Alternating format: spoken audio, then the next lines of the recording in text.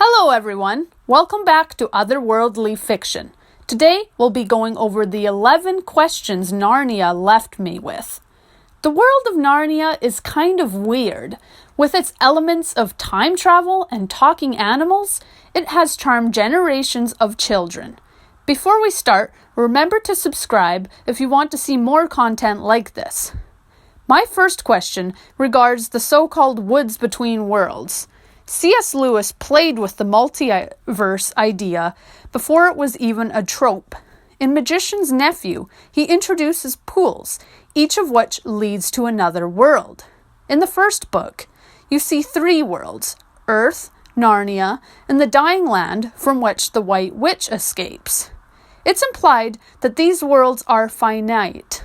The White Witch's world dies following her escape, as does Narnia by the end of the series. The question is, where do these other pools go, and why isn't it important for the children to visit these other worlds? Would there be consequences, as there was when they brought Jadis along?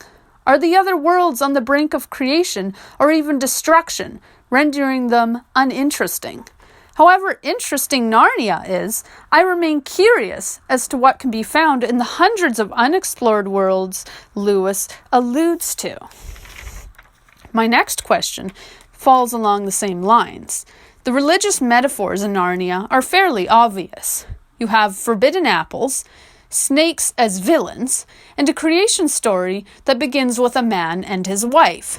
Aslan is Narnia's stand-in for God, with Tash potentially representing the devil. But what is God called in other worlds? Coming back to the pools, what form does Aslan take in other realms? My third question involves Jadis, the White Witch and last monarch of a dying world. She is found sitting in a line of kings and queens, which run on a spectrum of benevolent to cruel, as indicated by their demeanors. You can guess which extreme Jadis sits at. This raises a question. Who were these monarchs? The lesson is clear. Power corrupts over time if not treated with caution. But Jadis is obviously more than human. She's unnaturally tall and pale, and she wields magic. Is it this magic that corrupted the lineage? Or were all of the monarchs sorcerers, a race of their own? It's fun to ponder the origins of this deadly villainess. If the last question concerned the antagonist of the series, the next concerns its protagonist. The 4 Pevensies grow into adulthood in Narnia. This means brain growth, impulse control, and hormones. They're adults. Then they're whisked back to Earth and made children again. Aside from the frustration of leaving behind balls to resume bedtimes and homework, what does that do to your mind? If you've developed into a young man or woman, how does it feel to return to the undeveloped body of a child? What does it do to your mind when your brain shrinks? These are kids who will have to go through puberty twice. That sounds miserable, and I'm honestly wondering how that would work. There's yet another question raised by all this yo-yoing with time. What if the children had fallen in love and started families? It's not as though they knew they would have to return to Earth. It's lucky they never so much as dated. If they had returned a century later to find their kids and most of their descendants dead, that would have been brutal. Finding out that Mr. Tumnus and the beavers are long gone was painful enough. My 6th question concerns Narnia's creation myth. The Magician's Nephew establishes how Narnia's human race starts, as well as where the talking animals came from. But what about the other residents of Narnia? Does Aslan add other creatures as he goes along, such as the dwarves or the Dufflepods? Are the nastier denizens of Narnia, such as hags or werewolves, creations of the White Witch? Then there are the humans. In her hunt for humans, Jadis completely ignores the presence of Archenland. Perhaps she knew the humans she feared would have to come from another world, but that's not explicitly stated. And others did stumble from elsewhere, apparently by accident. The Telmarines don't descend from Narnia's original king and queen. It's likely the Calormen people came from elsewhere too. But why? It looks like random portals into Narnia are a problem, but the backstories behind these human races and their mythical counterparts are overlooked in the books. One of the questions raised by Narnia is the same one raised by many fantasy worlds. How is it that everyone speaks English by default? Does the deep magic allow for automatic translations? Or does Narnia speak English as a result of its first human residents coming from Britain? But that doesn't explain why Jadis speaks English.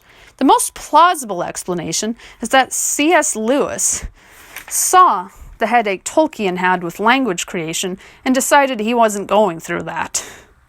My next question touches upon the history of the humans present, as well as Jadis's persecution of them. As mentioned earlier, the neighboring country of Archenland was rife with humans. Why didn't Jadis attack the country?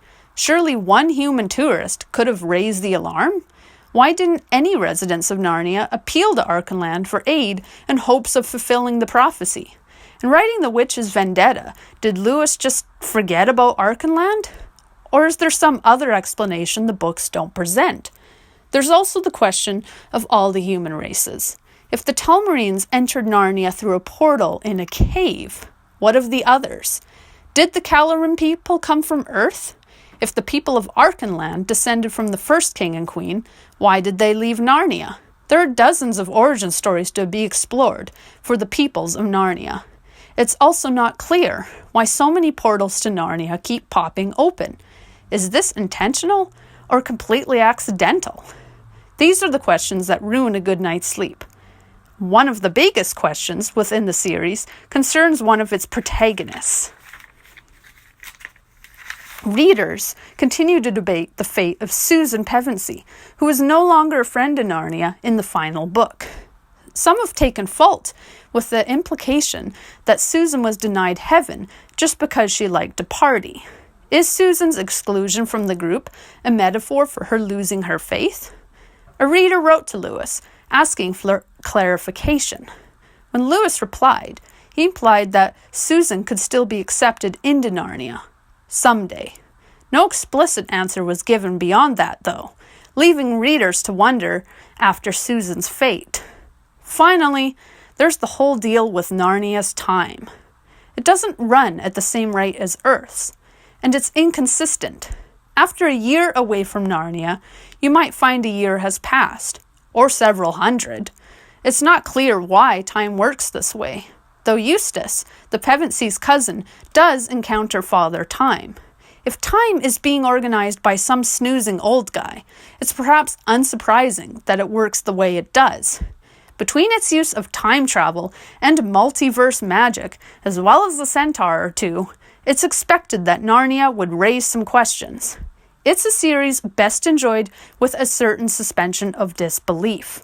What questions has Narnia raised for you? Do you have an answer for any of them? And if you enjoyed this, please remember to subscribe and like this video. Thank you for listening.